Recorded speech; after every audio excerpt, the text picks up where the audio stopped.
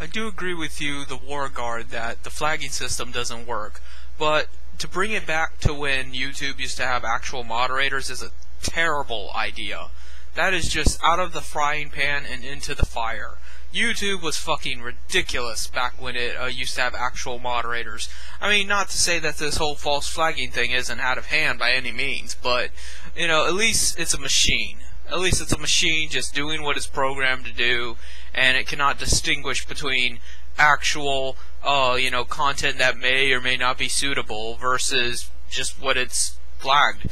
And, it's not perfect by any means, but if it's that or moderators, I will take the fucking machine. Because if you let moderators actually review the content, they're just going to do what the false flaggers do, but then have all the power to do it more so. And then you're just going to have people like Undertaker freaking Brain Enema getting their videos deleted and getting their accounts stricken down because that particular moderator does not like them. Do you not browse the internet? Do you not see how forums operate? I'm not trying to degrade you here. I don't know your position on moderators, but you gotta understand that. You gotta understand if these, man children, as you call them, these people that are acting like children, are falsely flagging videos because they don't like them, what makes you think that an actual staff board reviewing the videos and shit isn't going to do the same thing? And with that kind of power, they're going to abuse it even more so, and then there will be no accountability whatsoever. Why do we even need a flagging system? We have a vote up and vote down button. If people don't like a video, you vote down it. That's how you show that this is a bad video and they should feel bad. And that's it. Let other people decide for themselves what they want to watch or don't want to watch. Some people will authentically not want to watch a video with too many downvotes. It's not a particularly good system, but it's not censorship, and that's the main issue here. You either support censorship or you don't.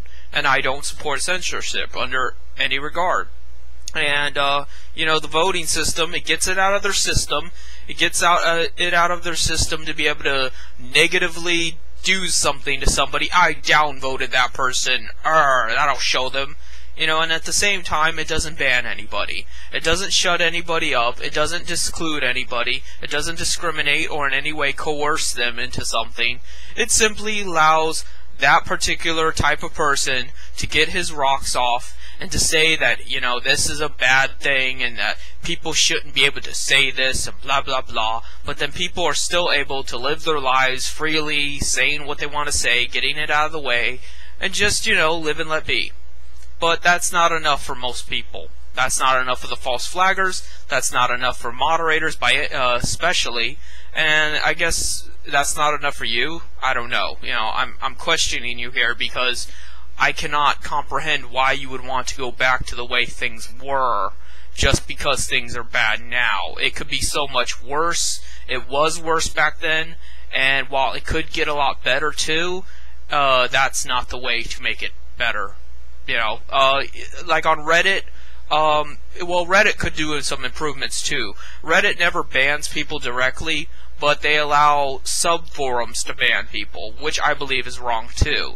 If you got a problem with somebody, most people just downvote their way into telling you they got something wrong with you. Why do you need to ban people? So, we come back to the same thing.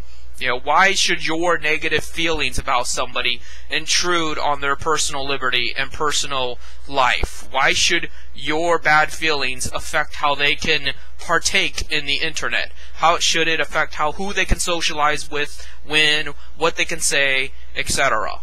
For so many people being so fucking liberal and libertarian and, upset that there is this group of Christians that does not want to accept gay marriage and blah, blah, blah. Oh, everybody's equal. Everybody's free to do as they wish as long as it doesn't harm anybody else.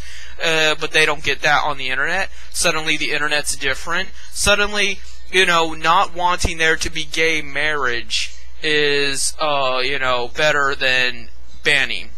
You're willing to say all these liberal things so people can get married, but yet you're not willing to see that we're not even free to actually say what we want to say. We're not free to actually be ourselves and communicate. And, I don't even know if I'll wake up in the morning and not be censored from some website. just cause. There's nothing to stop them. There's no kind of regulation. There's no kind of limitations. You know, I should not have to live that way. I live in a fucking relatively free country, apparently, so I should be able to wake up in the morning and not have to, you know, check my account or anything to see if it's still there.